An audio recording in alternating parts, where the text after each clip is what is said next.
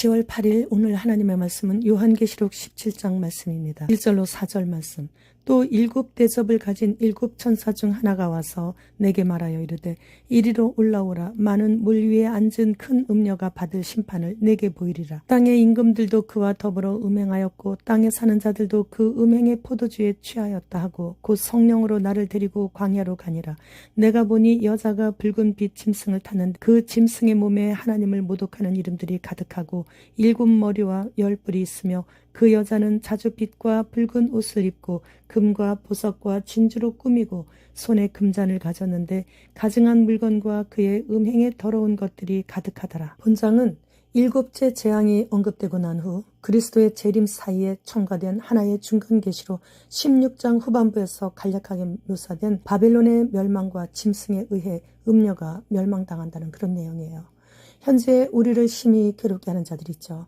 그들은 현재 흰신과 마스크 그리고 15분 거리 안에서만 생활하는 것, 또 매매의 기능은 현금으로 하지 말고 자신들이 환히 들여다볼 수 있는 디지털 화폐를 사용하라는 것과 지구의 쾌적한 환경을 위해 소가 방귀 뀌는 것을 금지하기 위해 소를 다 도살하게 하고 곡식을 심거나 추수하지 못하도록 밭을 경작하지 못하게 하고 밀을 도정하지 않고 물에 올려놓으면 미꾸라지 헤엄치듯 하는 유주전자 변형 식물과 곡식 등을 먹을 것, 그리고 실험실에서 배양한 고기와 공장에서 길러내는 벌레와 세균 덩어리인 곤충과 3D로 출력해서 만든 육류와 어류를 먹으라는 것, 그리고 자가용 승용차는 금지하되 자율 자동차만 허용해서 이제 고속도로가 공원이 되게 하겠다라는 그런 너무나 많은 제약을 두어 공산주의 통제를 시작하고 있는 것입니다. 그렇게 하고 있는 세력이 바로 오늘 본문 1절에 많은 물 위에 앉은 음녀인 것이에요. 음녀란 남편을 두고 다른 이성을 찾는 여자를 말하는데 그 음녀가 붉은 빛 짐승을 타고 있다는 것이죠. 그 짐승은 바다에서 올라온 짐승으로서 용과 같이 붉은색을 띠고 있습니다. 그런데 이 음녀가 짐승을 타고 앉았다는 것은 사탄의 권세를 위임받아 세상의 지배 권력을 가진 적그리스도인 짐승보다 현재 더 큰 위력을 지금 휘두르고 있다는 거예요. 16장에서 쏟아부어진 7대접 재앙이 이 큰 창녀에 대한 심판과 연관이 있는 것이죠. 이 창녀는 우상 숭배와 각종 죄악 사치와 방탕에 빠진 음녀로 불리우는데 많은 물 위에 앉아있다는 것은 물은 세상을 의미하고 바벨론을 지칭하고 있는데 온 세상의 백성들과 무리들과 민족들과 언어들로 표현한 모든 주민들을 지배하여 정신적으로는 하나님을 대항하고 우상을 숭배하며 육체적으로는 도덕적 퇴폐와 음란, 향락에 빠진 불신앙적인 이방의 모든 문명들을 가리키고 있습니다. 바벨론은 원래 하나님의 신부가 아닌 이방인이기 때문에 이스라엘처럼 남편을 배신할 때 간통이라고 하지 않고 무절제한 창녀로 불리고 있는 거예요. 이 큰 창녀는 자주색과 붉은색 옷을 입고 금과 보석들과 진주들로 몸을 치장하고 꾸몄는데 자주색이나 붉은색은 아주 비싼 염료로 만든 옷이기에 이런 색의 옷은 부자나 왕과 같이 높은 신분이나 지위에 있는 사람들이 입는 옷으로서 창녀가 이런 옷을 입은 것은 큰 부와 권세를 지니고 있다는 것이죠. 더욱이 금과 보석들과 진주들로 꾸민 것은 사치스러운 생활을 하면서 보란듯이 몸을 아름답게 꾸미고 있는 것이죠. 또 손에는 금으로 만든 사치스러운 잔을 들고 있는데 그 속에는 음행의 더러운 가증한 것들로 가득 채워져 있었습니다. 이렇게 호화스럽게 치장하는 것은 땅의 임금들과 더불어 음행하기 위함이었고 땅에 사는 자들도 그 음행의 포도주에 취하게 하기 위함이었죠. 사도 요한이 7대접을 가진 7천사 중 한 천사에 이끌려 이 큰 음녀가 받을 심판을 지금 보고 있는 거예요. 이 여자는 성도들의 피와 예수님의 증인들의 피에 취한 것을 보고 크게 놀랐다고 기록했습니다. 성도는 하나님의 택한 자들이고 이 음녀로 인해 순교를 당하고 증인들은 특별히 복음을 증거하다가 순교를 당한 그런 사람들을 가리키고 있는데 그 음녀가 성도들의 피에 취할 정도예요. 음녀의 이마에는 이름이 기록되어 있는데 비밀이라. 사도 요한 당시에는 비밀이었지만 마지막 때 지금은 만천하에 다 밝혀졌죠. 현재 그 음녀의 비밀은 이미 다 알고 있어요. 팬데믹 이전까지 그림자 정부로 세계 정부를 뒤에서 조종하던 딥스들, 그러나 지금은 자신들의 정체를 완전히 밝히면서 이거 하지 마라, 저거 하지 마라, 이거 해라, 저거 해라, 안 하면 스위치 꺼버린다, 이런 자신들의 그런 어젠다를 밝히면서 이렇게 많은 큰 물 위에 앉아서 세계 지도자들을 이제는 뒤에서 그림자처럼이 아닌 앞에서 대놓고 조종하고 있어요. 이 음녀가 다닐 때 이동수단으로 붉은 빛 짐승을 타고 다녔는데 붉은색은 사탄을 상징하는 색이죠. 그 사탄의 하수인인 짐승의 몸에 하나님을 모독하는 이름들이 가득하게 쓰여 있다고 그래요. 이 짐승은 전에는 있었지만 사도 요한이 이 내용을 기록할 당시에는 없었고, 그러나 주님 다시 오시는 재림 직전에는 무저갱으로부터 올라와서 멸망으로 들어가게 된다고 기록했습니다. 그러나 이 땅에서 오래 머무르지 못하고 잠시 동안만 머무른다는 것이죠. 42개월 동안 짐승은 사탄의 권세를 받아 이 땅에 열왕을 거느리게 되는데, 그 열왕들이 자신들이 받은 권세를 그 짐승에게 주어서 세계 단일 정부를 구성해서 어린 양과 더불어 싸우게 되는 거예요. 14절 말씀.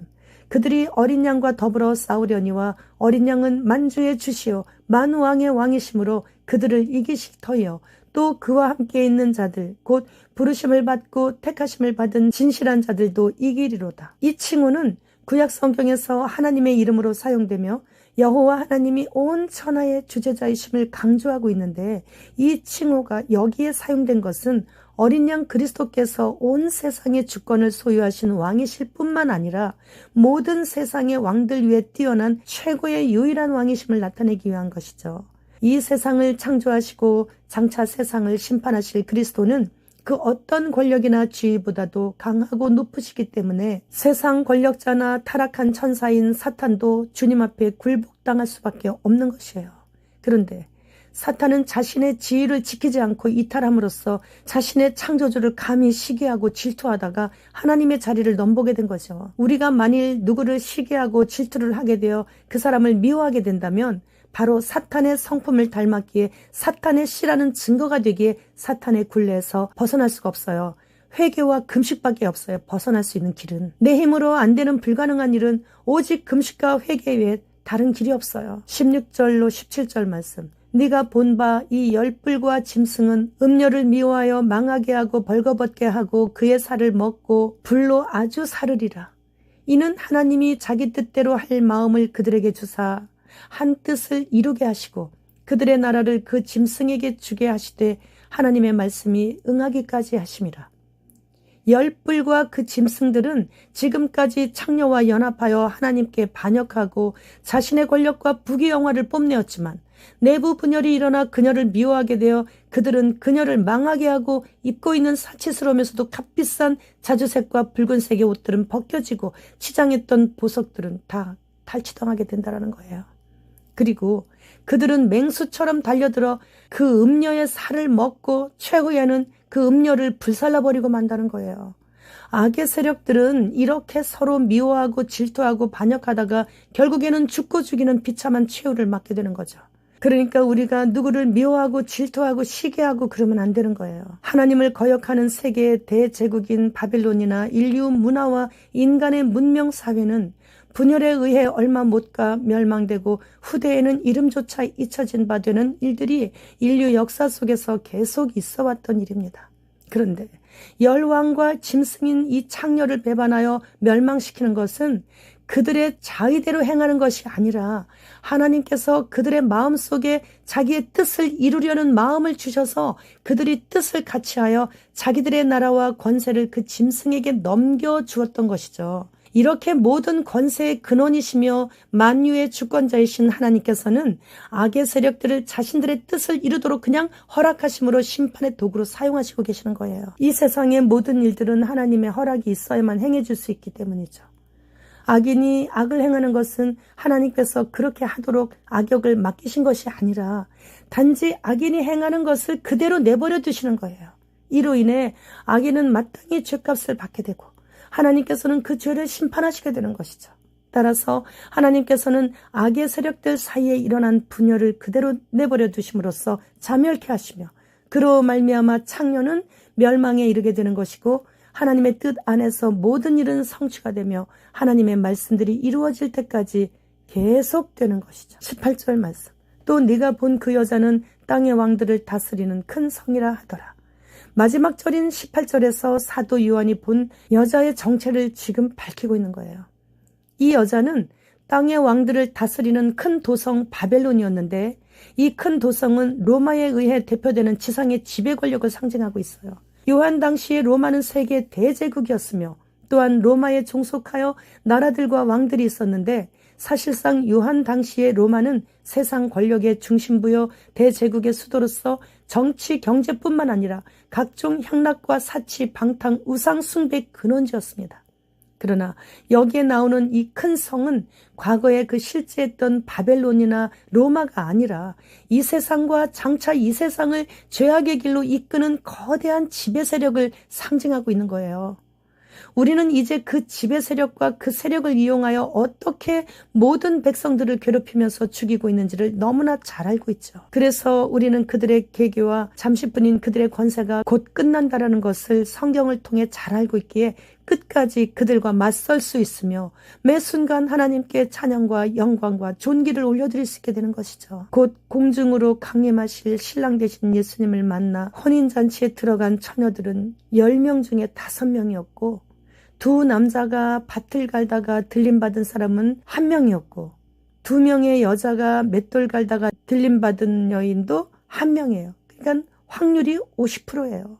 우리에게 이렇게 희망을 주는 말씀을 기록해 놓으신 하나님께 감사를 드립니다. 이들은 모두 다 환난을 당하기 전 안전하고 평안할 때 자신의 일을 최선을 다해 열심히 할 때 데려감을 당했다는 것을 명심하고 놀지 말고 게으르지 말고 자신에게 맡겨주신 일을 열심히 하면서 기다리라는 말씀이에요. 천국에 들어갈 수 있는 확률이 이게 얼마나 높습니까? 계시록 22장 7절 말씀. 보라 내가 속히 오리니 이 두루마리의 예언의 말씀을 지키는 자는 복이 있으리라 하더라. 하나님께 조금만 더 힘을 써서 관심을 가지고 그의 계명을 준수하면 믿음만을 가지고서 무조건 가는 나라가 하나님 나라인 것이에요. 예수님 십자가상의 우편 강도도 가는 나라를 내가 못 간다면 얼마나 억울하겠습니까? 사대 교인들은 하나님께 별로 관심 없이 살다가 더러운 옷을 입어서 택함받지 못했지만 그중 몇 사람은 더럽고 악한 짓을 문화라는 이름에 거리끼지 않고 행하는 그 무리들 중에 끼어 살고 있었지만 물들지 않았고 환경이 너무 악하고 열악했지만 오직 주님에게만 관심을 갖고 살았기에 그들은 들림받게 되는 거예요. 흰 세마포 옷을 입고. 그러나 마지막 교회인 라오디게아는 더러운 옷조차도 입지 못했고 다 벌거벗었다고 책망을 들었어요. 지금 현대의 교인들의 수는 많아요. 그래서 청함을 받은 자들은 아직도 많이 있어요. 그러나 택함 받은 자는 적다고 말씀하시고 계세요. 예수님을 믿었으면 마음과 삶이 거듭나야 하는 거예요. 세상에서는 높아지기 위해 좋은 대학 들어가야 하고 좋은 직장에 취직해야 하기 때문에 그렇게 열심을 냅니다. 그러나 영원한 영광을 얻는 일에는 너무 무관심한 거예요. 그래서 택함 받은 자가 적어서 휴거자가 적다는 말씀인 거죠. 고린도전서 3장 16절로 17절 말씀. 너희는 너희가 하나님의 성전인 것과 하나님의 성령님이 너희 안에 계시는 것을 알지 못하느냐? 누구든지 하나님의 성전을 더럽히면 하나님이 그 사람을 멸하시리라. 하나님의 성전은 거룩하니 너희도 그러하니라. 다시 오고 있는 이 차를 막을 수 있는 길은 오직 하나님의 말씀을 즐거워하고 계명을 잘 지키는 것뿐이에요. 첫째도 둘째도 하나님의 성전인 우리 몸을 목숨 걸고 죽으면 죽으리라로 거룩하게 잘 지켜야 돼요. 어떤 것도 내 몸 안에 들어오지 못하게 막아야 돼요. 제3성전에 대해서 어느 랍비가 모든 종교를 가진 자들은 다 모여서 이제는 화해를 해야 한다고 그런 인터뷰를 하는 걸 봤어요. 완전 종교 다원주의 우상재단인 그 제3성전이 뭐 때문에 우리가 관심을 가져야 됩니까? 우리하고는 관계없어요. 그거는 완전히 우상재단이에요. 따라서 우린 하나님의 성전인 내 몸을 거룩하게 잘 지키면서 하나님의 계명을 준수하면서 근신하고 깨어 있어야 하는 거예요. 휴거는 우리에게는 대실종 사건이 될 것이고 저들에게는 대멸종 사건이 될 것이기 때문이죠. 이스라엘이 어제 가자지구를 통치하고 있는 하마스에 의해 로켓포 발사를 비롯해서 이스라엘 군인 5명을 납치하고 유대인 도시까지 들어와가지고 50여 명의 테러리스트들의 그 테러 공격으로 지금 이스라엘은 특별 비상사태와 함께 전쟁을 선포했습니다. 무슨 일이 일어날 것 같아요. 10월 달에는 우리나라 병원에서 유전자 재조합 대상 포진 백신 접종 광고를 아예 대놓고 하고 있어요. 유전자 재조합 대상포진 백신 접종을 빨리 하라고 드러내놓고 이렇게 하고 있어요. 이태리 밀라노는 현재 통제 불가능한 상태예요. 세상의 모든 범죄란 범죄는 다 거기서 일어나고 있고 폭력이 난무하고 있고 타락하고, 그래서 시민들이 불법 이민자들에 맞서서 거리로 나섰지만 속수무책으로 맞고 당하고 죽고 있어요. 지금 전 세계는 혼란 속으로 지금 들어가고 있어요. 그래서 안전을 이유로 몸에다가 집어넣으려고 하나 봐요. 영국에서는 재활용 플라스틱으로 바닐라 아이스크림을 맛까지 똑같이 색깔까지 똑같이 개발했습니다. 지금 우리는 이것저것 아무거나 먹으면 안 돼요. 하늘에서는 계속해서 미세 플라스틱을 뿌려대고 있죠. 그게 다 물이나 식물이 다 들어가는 건데 먹을 수가 없어요. 이제 음식을. 이제 곧 주님 오십니다. 주님 어서 오시옵소서. 마라나타.